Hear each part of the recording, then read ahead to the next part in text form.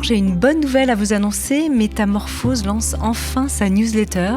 Si vous avez envie de suivre les actualités du podcast, de participer à nos conférences, de découvrir les ateliers en avant-première, inscrivez-vous gratuitement à la newsletter. Je vous l'envoie un mercredi sur 2. Il suffit pour s'abonner d'aller sur notre site internet www.metamorphosepodcast.com, de scroller jusqu'en bas de la page d'accueil. Vous avez un petit encart pour vous inscrire très facilement. Alors qu'est-ce que vous allez retrouver dans cette newsletter ? Eh bien, j'y partage mes réflexions du moment. Je tire quelques cartes de mes oracles. Je vous envoie des sélections de podcasts thématiques. Bref, tout pour vous mettre sur le chemin de la métamorphose. J'espère vraiment que cette newsletter vous plaira. En tout cas, elle a été écrite avec le cœur. Je vous remercie toujours infiniment de votre fidélité et vous souhaite par avance une très bonne lecture.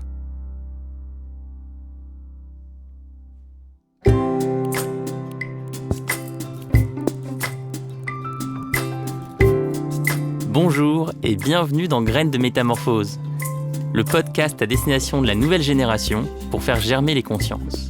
Je suis Alexandre Dana et chaque semaine, j'accueille à mon micro une personnalité de moins de 35 ans afin de discuter de sujets positifs et inspirants qui vous encouragent à grandir en bienveillance et en conscience.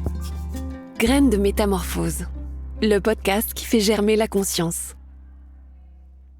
Vous vous sentez souvent submergé par une montagne de tâches domestiques, administratives ou professionnelles.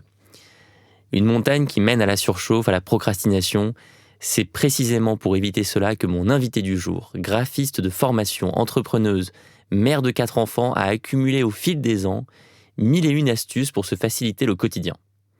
Persuadée que notre extérieur reflète notre intérieur, elle partage en ligne depuis 2012 des outils pour mieux organiser sa maison, son bureau et sa vie de famille.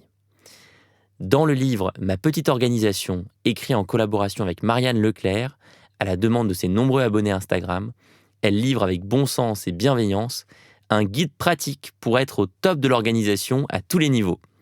Bonjour Sixtine Thomas-Richard. Bonjour Alexandre et merci de m'accueillir. Et merci à vous de venir partager vos enseignements dans Graines de Métamorphose. Alors, quelle est la genèse de Ma petite organisation ? Il y avait d'abord une société, un compte Instagram, et puis aujourd'hui un livre publié chez HarperCollins.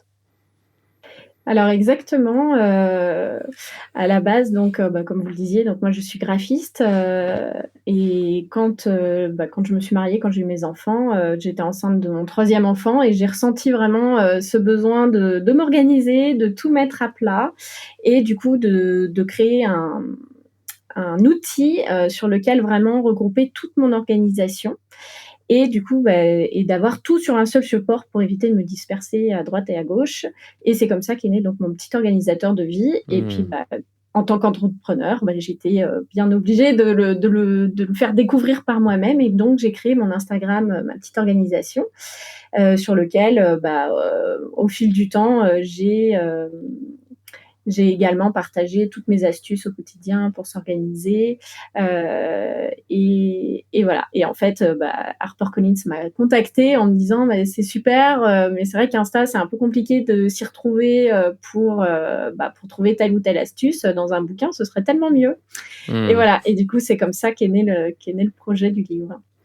Et alors, il y a eu un déclic dans votre vie, mais l'organisation, visiblement, vous êtes aussi tombée dedans toute petite. Il semble que c'est un atavisme familial dans les remerciements. Vous mentionnez votre grand-père, votre grand-mère, votre mère, votre père, et même vos sœurs. On a l'impression que c'est une famille de super organisés. Alors, en fait, j'ai essayé de chercher, dans mes remerciements, j'ai essayé de rechercher toutes les personnes, en effet, qui avaient pu me donner cette envie de m'organiser. Donc c'est vrai que je me souviens de mon grand-père qui avait tout étiqueté chez lui, tous ses films, tous ses albums photos, tout était étiqueté. Ma grand-mère, quand elle faisait des albums, elle écrivait le nom des gens, tout était hyper bien organisé et ça, c'est vrai que c'était plaisant. Maman, on est une famille de 5 enfants, donc forcément, les listes de départ en vacances, les to-do list, les menus, elle était un peu plongée dedans également. Et puis après, quand moi j'ai cherché à trouver mon organisation, j'ai lu pas mal de bouquins de développement personnel pour avoir des conseils aussi d'autres personnes. Et puis, par exemple, quand j'ai découvert la méthode Fly Lady pour organiser ses routines de ménage, eh bien, je les ai partagées avec ma sœur. Donc voilà, donc du coup, voilà, j'ai voulu les remercier parce que c'est aussi grâce à toutes ces personnes que j'en suis arrivée là et là où je suis. Ouais. Alors, vous avez grandi dans une famille nombreuse, mais vous êtes vous aussi maman de 4 enfants aujourd'hui. Exactement. Euh, c'est quoi les principaux bénéfices de l'organisation quand on est une mère de famille nombreuse? Alors les bénéfices, déjà c'est de se sentir plus zen, de moins crier, sur les enfants. Voilà, quand on est organisé, c'est vrai que, moi j'essaye de donner un maximum d'autonomie à mes enfants, pour que, par exemple, le fameux 5 à 7 du soir qui est très compliqué pour beaucoup de parents, enfin voilà, la fin de journée quand ils rentrent de l'école, ça peut être très compliqué et du coup, en leur donnant une autonomie et que ces routines, se fassent toutes seules et finalement nous on est beaucoup plus zen et on a moins, besoin de leur courir après, pour leur faire les choses et voilà, parce que moi, je considère que l'organisation, c'est vraiment pour nous aider à nous faciliter le quotidien. Voilà, il y a plein de choses qu'on doit faire, Hmm. qu'on est obligé de faire dans la vie et du coup, moi, ce que je cherche, c'est des petites astuces, pour me faciliter le quotidien et que toutes ces choses qui me plaisent pas forcément elles soient faciles à faire finalement. Est-ce qu'on le fait plus pour les autres autour de nous ou pour nous-mêmes?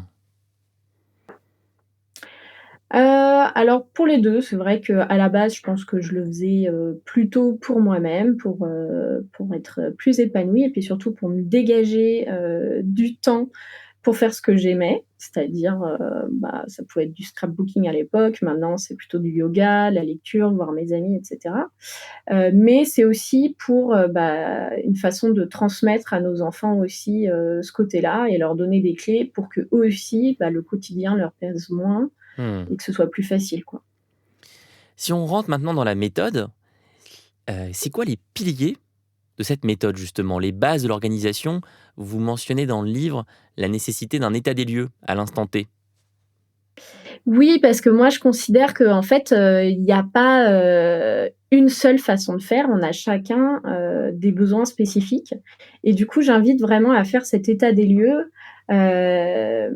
Du coup, je m'appuie aussi pas mal sur, La roue de la vie, de Hal Elrod qui a écrit le livre Miracle Morning Oui. et du coup, voilà, j'invite vraiment les personnes à d'abord faire cet état des lieux pour savoir par où commencer. Parce que très souvent, j'ai des abonnés qui reviennent vers moi en me disant: «Mais je sais pas par où commencer, je suis tellement débordée, je sais pas». Et en fait, le fait de faire un état des lieux, on va se rendre compte, de quel endroit de notre vie, il faut s'occuper en priorité, en fait. Alors comment elle fonctionne cette roue de la vie? On fait un état des lieux sur quoi? De quelle manière? Par quoi on commence? Alors du coup, on commence par, donc faire une roue, tracer, 10 cercles, de plus en plus petits, pour créer une échelle de 0 à 10. Et là, on va la diviser en nombre de domaines qu'on a envie d'évaluer. Donc moi, dans mon livre, je propose 6 domaines, heu, dans mon exemple, voilà. Donc ça peut être, la santé, l'amour, les finances, la vie professionnelle, et cetera. Et en fait, la question qu'on va se poser pour chacun des domaines, ça va être, hem, sur une échelle de 0 à 10, comment je me sens? Mmh. Et donc voilà, on va vraiment penser, voilà, en ce moment, niveau carrière professionnelle, je me sens comment? Allez, je me sens à 6. OK.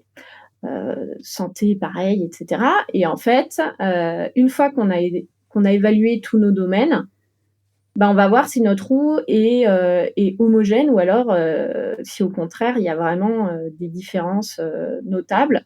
Si par exemple, on a, 2, en santé et 8, en amour, du coup, voilà, on aura une piste déjà pour savoir sur quel endroit il faut qu'on commence, à réévaluer notre vie, on va dire. On n'essaye pas de Voilà. tout réorganiser en même temps, on priorise là où on met de l'organisation.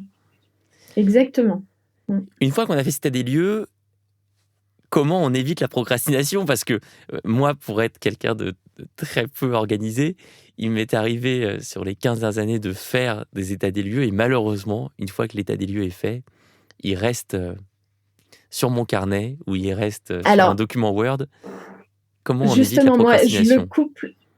je le couple aussi, avec, la méthode de Tim Ferriss qu'il a partagée dans, La semaine de 4 heures où, en fait, il nous explique que déjà, bah, comme on le disait juste avant, il faut pas, tout faire, enfin se lancer dans tous les projets d'un coup. Il faut en choisir, quelques-uns seulement, se mettre une limite de 6 mois à 1 an maximum pour réaliser ces projets et en fait effectuer, des rétro-plannings et vraiment noter les étapes et vraiment noter, tout ce qui peut nous aider à accéder à un 10 sur 10 dans ce domaine. Mmh. Et Voilà. comment on fait si certaines méthodes ne marchent pas pour nous? Vous mentionnez d'ailleurs que pour vous, les routines matinales, les fameuses morning routines de Hal Elrod, n'ont pas fonctionné. Oui, bah, d'accord. D'ailleurs, ça m'a fait sourire parce que j'ai écouté un podcast de Métamorphose sur le sommeil et justement, il disait que c'était pas une méthode, recommandée, donc ça m'a fait sourire de voir que, bah, moi ça avait pas correspondu.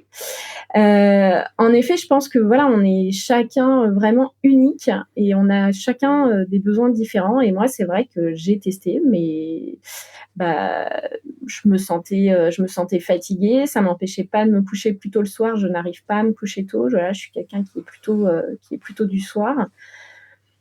Donc je pense vraiment que, voilà, il faut en fait, c'est un peu comme, quand on a des bonnes amies qui veulent nous donner des conseils, je dis toujours: «Il faut garder une oreille sur ces conseils, mais faire la part des choses». Par exemple, bah, s'il y a un conseil qui ne nous plaît pas, on l'accueille, on dit: «Bah, ah, bah, merci d'avoir partagé». Si c'est quelque chose qui ne semble pas nous correspondre, bah, voilà, on le laisse passer. Mais moi, je suis toujours vraiment à l'écoute, bah, de pouvoir, améliorer mon quotidien. Donc voilà, j'accueille, vraiment, tous les conseils, mais je fais ma petite sauce pour que ça me corresponde, à moi-même.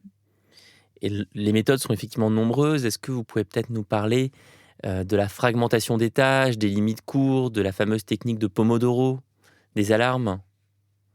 Oui, alors, beh, c'est vrai que moi, je fonctionne énormément avec des alarmes parce que, alors il y en a qui peuvent dire: «Mais tu es, sous le joug de tes alarmes», mais non, moi, en fait, ça me permet vraiment de me simplifier le quotidien parce que, bah, quand je suis dans une tâche, je passe pas, mon temps à m'arrêter dans ma tâche pour regarder ma montre, pour être sûre d'être à l'heure à la sortie de l'école. En Mmh. fait, je suis à fond dans ma tâche, je suis à fond dans ce que je fais, et quand mon alarme sonne, hop, j'arrête ce que je fais, je vais chercher mes enfants et voilà, je suis beaucoup plus, enfin, je fais moins de procrastination grâce à cette méthode. Après, en effet, quand on a une tâche à faire, ça peut être aussi sur le rangement de la maison. C'est vrai que le fait de se mettre un temps limite, heu, même Mmh. quand, par exemple, quand on veut faire ranger les chambres des enfants, si on leur dit: «Tu as 15 minutes pour tout ranger, je te mets un chrono», ah bah, ils vont y aller beaucoup plus rapidement et ça va être fait beaucoup plus vite que si on leur dit: «Va ranger ta chambre», mais qu'on leur donne pas de limite de temps. Mmh. Là, ils vont partir et puis, oh, ça va les embêter, ils vont se dire: «Ça va être encore super long», voilà et puis, même à la rigueur, on peut aussi leur dire: «Bah, voilà, tu as 15 minutes pour ranger ta chambre, si tu as pas fini, bah, c'est pas grave, on s'arrête et on recommencera, 15 minutes plus tard». Ouais. Voilà, mais le fait de se donner un temps, en fait, ça rend la tâche plus accessible. Pour les to-do list, pareil, en début de semaine, quand on a une to-do list, qui a, 30 ou 40 tâches, bah, c'est hyper démoralisant. On se dit: «Mais oh là là, j'ai tout ça à faire, cette semaine, je vais jamais y arriver».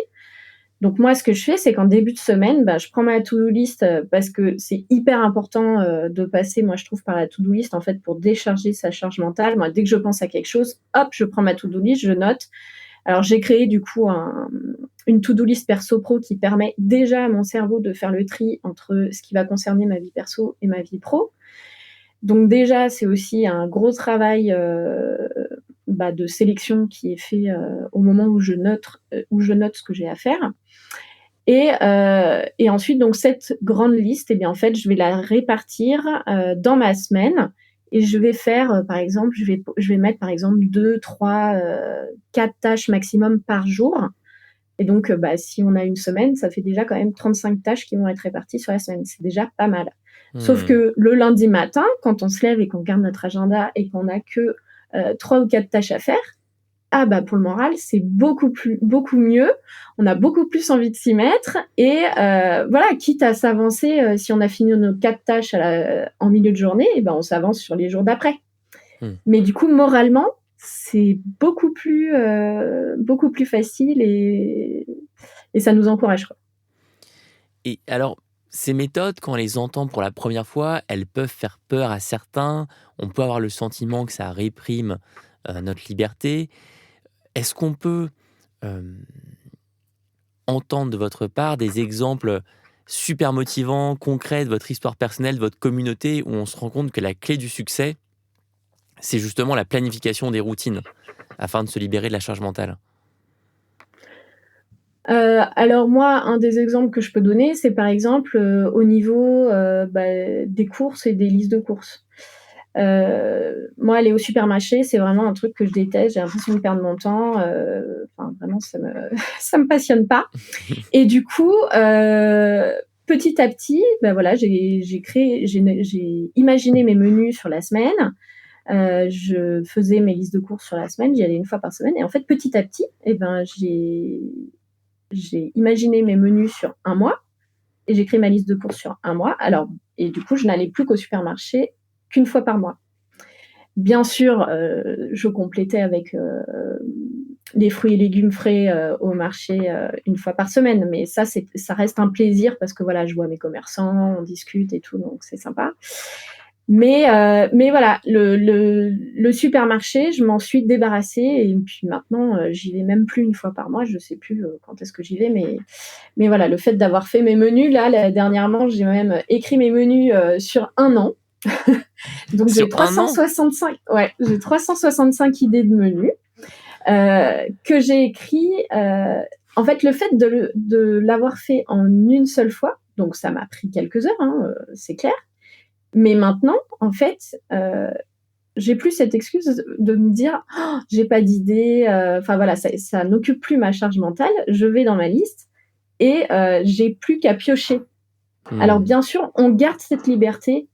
Déjà, j'ai prévu qu'un seul repas par jour. J'en ai pas prévu 2, alors que moi, j'ai mes enfants à déjeuner pratiquement tous les midis. Mais ça ne m'empêche pas d'être totalement libre. C'est-à-dire que quand je vais recopier des menus que j'ai imaginés, ce que je vais faire cette semaine, rien ne m'empêche de changer en fonction de mes envies du moment, de compléter avec des repas restes, etc. Mais voilà, mais moi, ça a vraiment changé mon quotidien de me dire, j'ai plus cette charge mentale de qu'est-ce qu'on va faire pour le déjeuner ou pour le dîner. Voilà. C'est impressionnant. Si on passe à l'administratif maintenant, Mmh. comment mieux gérer ses comptes? Comment mieux trier ses papiers? Comment ne pas être perdu dans les impôts? Comment ne pas se laisser envahir par l'administratif? Alors déjà, moi, j'ai mis en place un système, et c'est quelque chose que je fais pour toutes les choses que je range chez moi. C'est que le problème des papiers, c'est que souvent on a tendance à les entasser. Et pourquoi? Tout simplement parce que nos dossiers sont pas forcément bien organisés, ou alors que il faut aller dans telle pièce, ouvrir l'armoire, sortir la boîte d'archives, ouvrir l'élastique, sortir une autre pochette, voilà, ouvrir les élastiques, mettre le papier, refermer la pochette, refermer la boîte, Mmh. remettre dans le placard, refermer le placard, et cetera. C'est exactement ce qu'il y a Et chez en moi. fait, C'est une description parfaite de mon appartement. voilà, et en fait, on fait tellement de mouvements, mais c'est pareil, par exemple, pour l'appareil à raclette. Quand on veut faire une raclette, il faut ouvrir un placard qui est hyper haut, donc sortir l'escabeau, ouvrir le placard, sortir la boîte, sortir l'appareil à raclette, remettre la boîte, et tout autant de manipulations quand on veut la ranger. Et en fait, plus on a de manipulations et plus on procrastine pour le faire. Donc, Mais ce que vous dites, ça me moi rappelle le livre de James Clear, La puissance des habitudes, où il explique si vous voulez aller faire du sport le lendemain matin, préparez dès maintenant vos chaussures, exactement. vos affaires de sport quand vous allez vous réveiller, vous n'aurez Mmh. qu'à les mettre pour aller courir. Exactement. Bah, moi, par exemple, quand j'ai cours de yoga, le soir, je prépare mes affaires de sport le matin pour éviter justement d'avoir, au moment de partir, ce côté: «Ah non, il fait froid, il pleut, il neige, j'ai pas envie Hmm. d'y aller, allez, j'y vais pas». Bah, le fait d'avoir préparé mes affaires le matin et bien, ça me pousse, je me dis: «Allez, tu as juste à enfiler ta tenue, c'est bon», et après tout se fait tout seul. Une fois qu'on est lancé, voilà, c'est plus facile. Mais du coup, pour en revenir, au papier, c'est vrai que moi, j'ai créé donc, j'ai revu mon organisation. Donc maintenant, c'est dans un meuble ouvert. J'ai acheté des très jolies boîtes, donc du coup, ça a aussi un effet déco. Donc ça me donne envie, d'aller chercher ma boîte, de classement et à l'intérieur, j'ai mis, donc c'est une boîte qui n'est pas fermée, qui est ouverte et à l'intérieur, j'ai mis des pochettes qui ne sont pas fermées non plus. Donc du coup, j'ai considérablement, réduit le nombre de mouvements que je fais quand je veux ranger un papier. Voilà. Ensuite, j'ai aussi la technique des 5 minutes, c'est-à-dire que quand je reçois un papier, dans ma boîte aux lettres que je peux traiter en moins de 5 minutes et bien du coup, je le fais tout de suite et je ne le mets pas dans ma pile, en attente. Et on peut aussi mettre un stop pub sur sa boîte aux lettres pour être un peu moins inondé. Plus que l'amoncellement des Oui. papiers, aujourd'hui, Mmh. c'est surtout les mails qui nous harcèlent. Comment vous les traitez, Ouais. vous, vos emails, par exemple, au retour de vacances? Alors pour mes mails, quand je rentre de vacances, ce que je fais, c'est que je laisse tous les mails non lus, dans ma boîte de réception et dès que je les ai traités, je les passe dans un dossier ou alors je les supprime, mais voilà, je les archive que quand ils ont été traités et du coup, comme ça, bah, tant que j'ai des mails à traiter, dans ma boîte de réception et bien, je sais que je n'en ai pas fait le tour.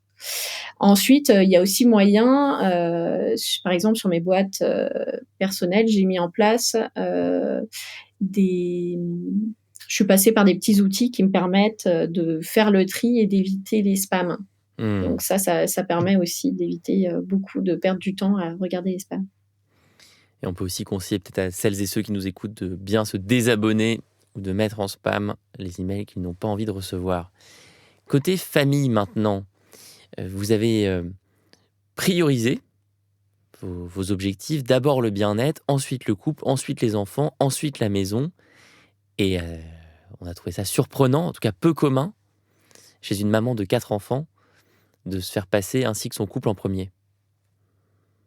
Ben oui, parce que pour moi, pour qu'une famille, tienne la route, ben, ça passe d'abord par des parents qui tiennent la route. Mm, évidemment. Et voilà et bon nous, voilà, comme beaucoup de couples, on a eu aussi, nos galères. On en aura aussi sûrement, dans le futur, hein, personne n'est à l'abri.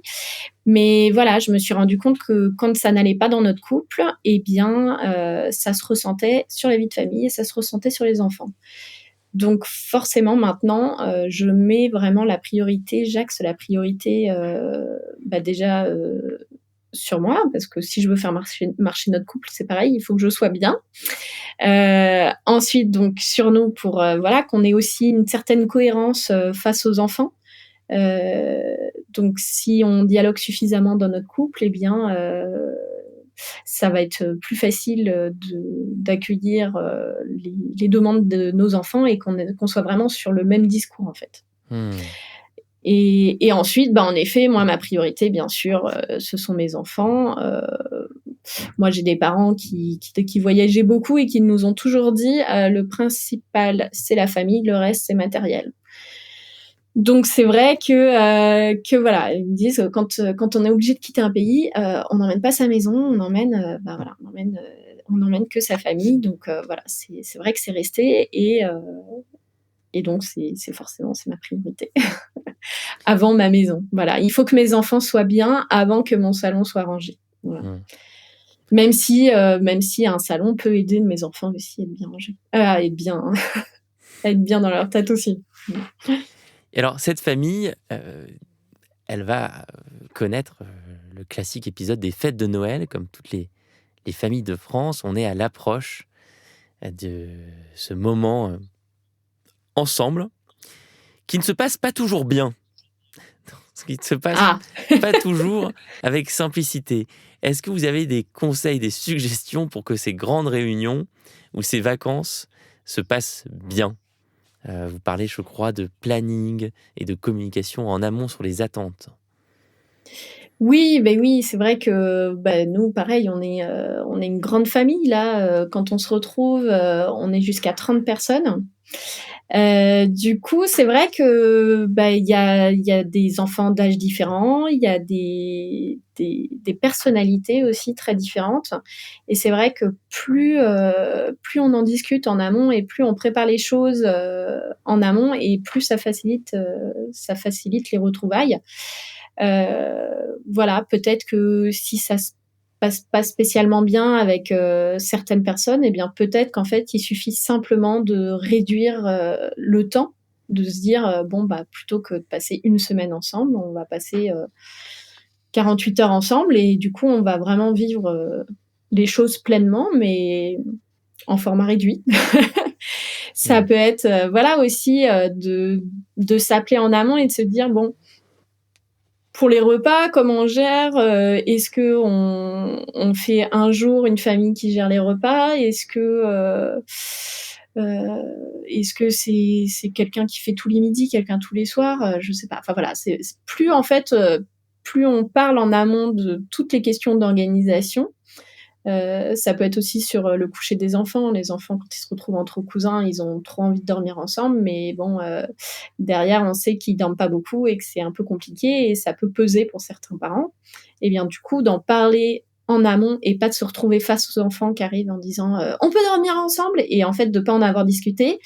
Et bien finalement, certaines personnes peuvent dire oui, et d'autres en fait n'étaient pas d'accord, et ça peut créer des tensions qui finalement auraient pu être désamorcées avant. Et est-ce que ce sont les fameuses fiches routines pour les enfants qui sont en jeu Alors ici? les fiches routines, je ne sais pas. Moi, c'est plutôt ça, c'est plutôt dans le quotidien. C'est vrai que dans le quotidien, les fiches routines, c'est justement ce qui va permettre à mes enfants d'être hyper autonomes. Enfin, le matin, quand ils se lèvent, voilà, ils ont une petite fiche. Je dis bonjour à tout le monde, je mets mon pyjama sous mon oreiller, je prends mon petit déjeuner, je débarrasse, je me lave les dents, etc. Et donc, on a les mêmes fiches routines. Et elle ressemble à quoi cette fiche? C'est une fiche papier? C'est une fiche cartonnée? Oui, alors c'est une fiche que j'ai créée, qu'on peut donc télécharger, acheter et recevoir sous forme de téléchargement sur mon site. Et en fait, on a d'un côté la petite phrase qui est écrite, et de l'autre côté une case blanche, parce que certains enfants donc ne savent pas lire. Et du coup, moi je les invite vraiment à dessiner la routine. En fait, l'adulte lui dit voilà, là tu dois dire bonjour à tout le monde. Du coup, l'enfant va dessiner quelqu'un qui dit bonjour, ou voilà, ou ça peut être représenté, j'en sais rien, par un soleil. On lui dit le soleil, c'est dire bonjour. Et en fait, le fait de passer par le visuel, eh bien, ça va leur apprendre dès le plus jeune âge, dès 3 ans, ils peuvent faire ces fiches routines et s'y référer, même s'ils savent pas lire. Voilà. Mais ça, c'est pas vraiment une fiche. Enfin, la fiche routine, je l'emmène pas en vacances. C'est vrai que les vacances, on laisse tomber quand même pas mal de principes, parce que justement, on est, voilà, on n'est pas dans le quotidien. On peut se coucher un petit peu plus tard. C'est différent quand on n'est pas non plus chez nous. On peut pas imposer non plus notre façon de faire.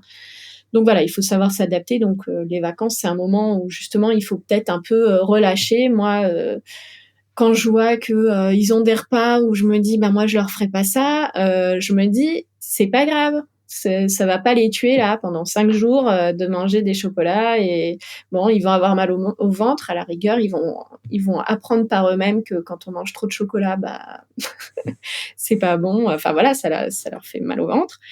Mais voilà, je suis vraiment dans cette optique de qu'est-ce que j'ai envie? Moi, j'ai envie de passer un bon moment. Donc, qu'est-ce que je suis prête à lâcher? Qu'est-ce que je suis prête à pas lâcher? Et voilà. Mais donc, les routines, c'est vrai que c'est Ça aide hein, quand même, Et, même en vacances, quand on leur dit allez prendre votre douche, hop, ils vont faire tout hmm. seuls et ils se mettent en pyjama, etc.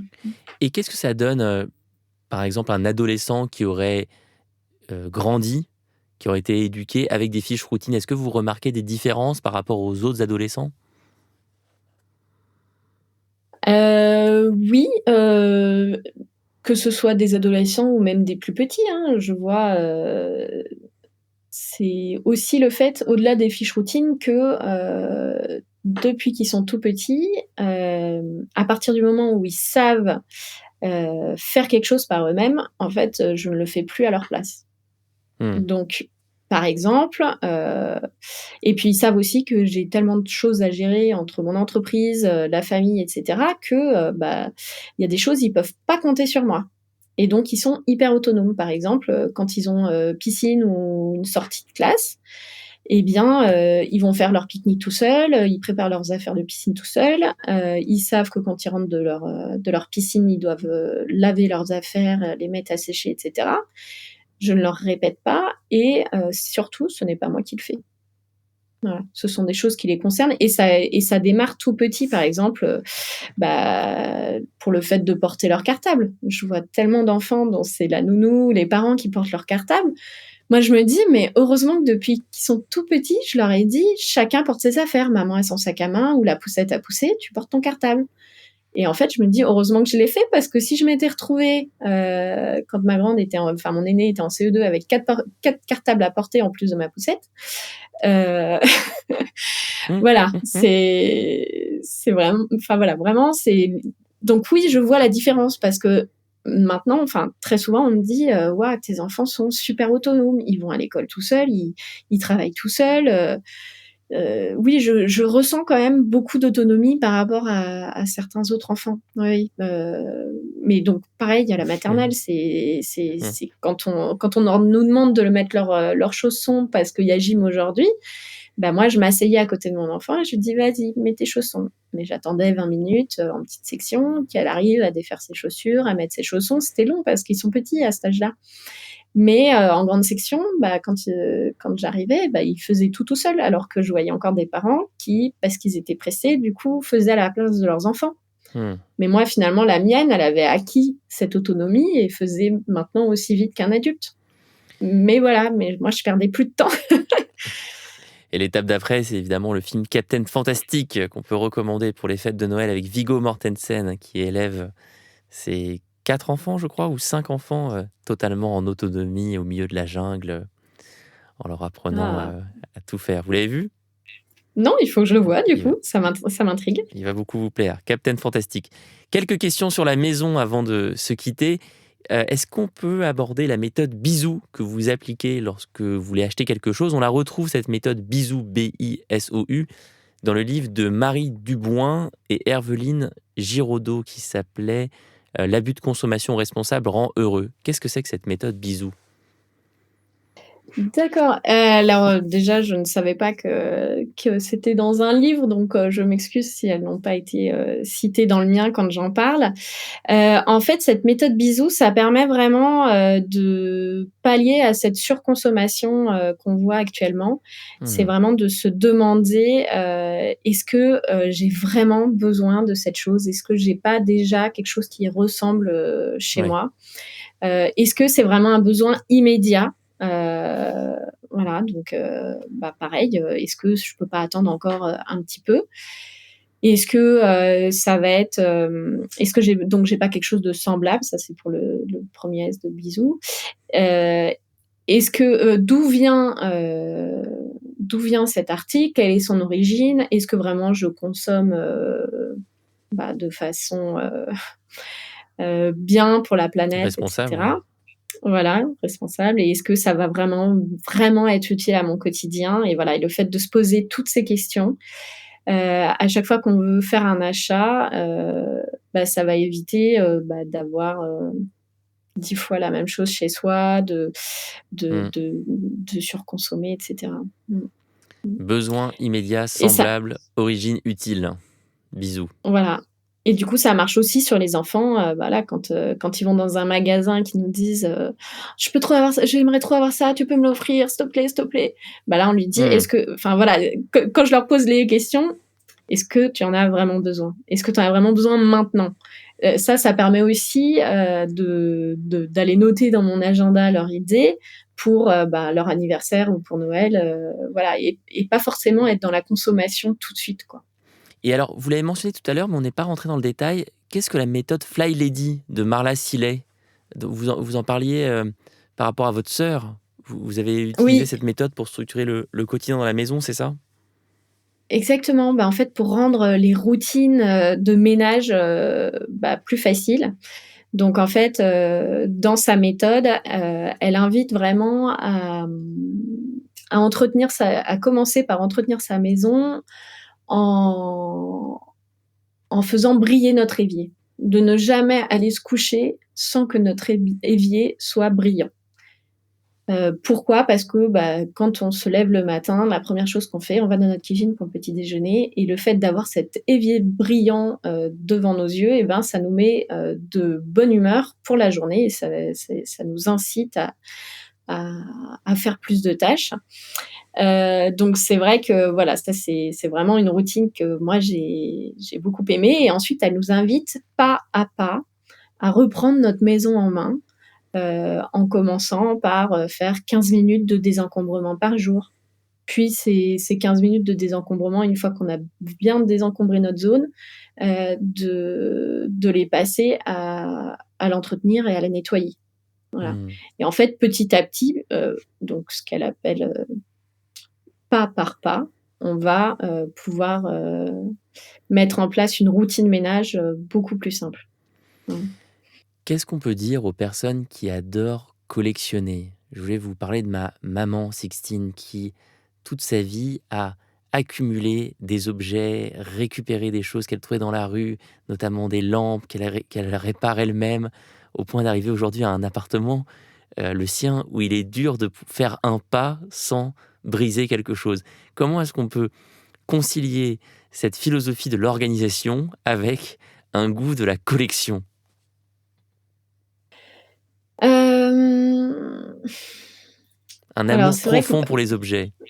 ouais, bah, j'ai une maman qui est un peu pareille, qui me dit que c'est un peu lié aussi à leur génération, d'après-guerre, où voilà, Mmh. on a manqué, et du coup, Mmh. on garde beaucoup, Mmh. et on a du mal à se détacher, des objets. C'est vrai que moi personnellement,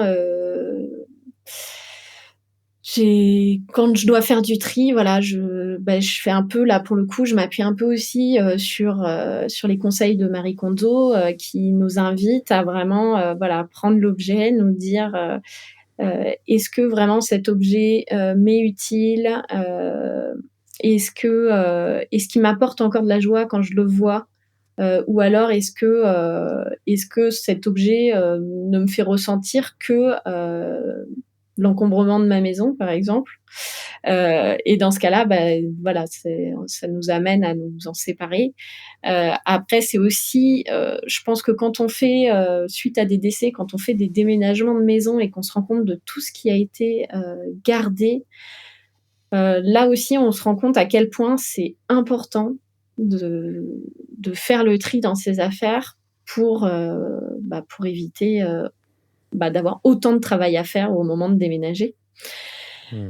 Heu, voilà, et pour se détacher des choses, bah, moi, c'est aussi, bah, par exemple, quand, je fais faire du tri à mes enfants, je leur dis, est-ce que ça vraiment tu as envie de le garder?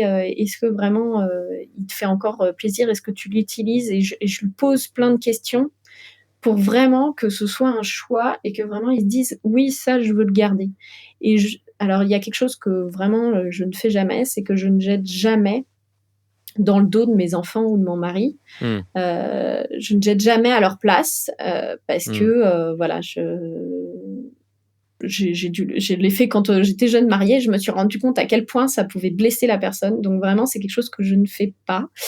Je les laisse vraiment décider par eux-mêmes, et je leur dis: «Voilà, si c'est pas aujourd'hui que tu vas t'en séparer, ben, on y reviendra dans quelques mois, Et dans quelques mois, tu te reposeras la question. Est-ce que vraiment j'en ai besoin ? Est-ce que vraiment il m'apporte de la joie ? Et en fait, le fait d'y revenir comme ça régulièrement et de se poser la question, en fait, on se rend compte que peut-être que à chaque fois qu'on s'est posé la question, on n'a pas utilisé cette chose. Et finalement, au bout de 3-4 fois comme ça où on se pose des questions, on se dit c'est peut-être le moment en effet de m'en séparer. Si je me pose autant de fois la question pour cet objet, c'est que finalement peut-être que c'est le moment.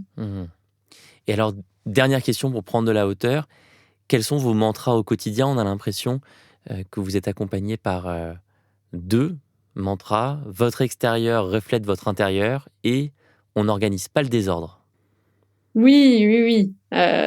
C'est vrai que voilà, l'organisation, ça m'aide vraiment. Quand je m'organise pas, j'ai le cerveau qui part dans tous les sens. Donc voilà, j'ai besoin vraiment de m'organiser pour être épanouie et pour être moins stressée et pour que ce soit moins la guerre à la maison. Voilà, j'ai besoin. C'est un peu mon pilier, l'organisation, pour être sereine et zen. Merci infiniment, Sixtine. Merci à vous, Alexandre, avec plaisir, et merci encore de m'avoir accueilli, c'était un plaisir. Merci infiniment, Sixtine Thomas-Richard, pour cet entretien plein de bonnes idées pour s'organiser. Votre livre, Ma petite organisation, est publié chez HarperCollins. Il va paraître le 4 janvier 2023. Et nos auditeurs peuvent vous suivre sur votre compte Instagram, @mapetiteorganisation, qui compte déjà plus de 100 000 abonnés, ou découvrir votre blog et vos produits sur www.mapetiteorganisation.fr. Merci d'avoir écouté cet épisode. S'il vous a plu, n'hésitez pas à aller vous abonner directement au podcast sur votre plateforme d'écoute préférée. Il vous suffit de taper Graines de Métamorphose dans la barre de recherche pour le retrouver. Vous pouvez aussi nous suivre et découvrir les actualités du podcast sur notre Instagram, Graines de Métamorphose. On se retrouve la semaine prochaine, même jour, même heure. Et en attendant, c'est Anne et ses invités qui vont vous nourrir avec de nouveaux épisodes de Métamorphose, le podcast qui éveille la conscience. Graines de Métamorphose, le podcast qui fait germer la conscience.